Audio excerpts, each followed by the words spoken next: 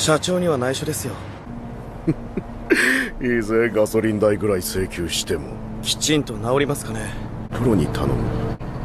そういう人がいるんですか？いる。ここ？ああ、こいつをもう一度頼む。おい、このゴミは何だ？ここは廃車置き場じゃねえ。修理工場だぞ。中を見ろ。中を？ 2JZ エンジン？おい、マジ？ああ、そうだよ。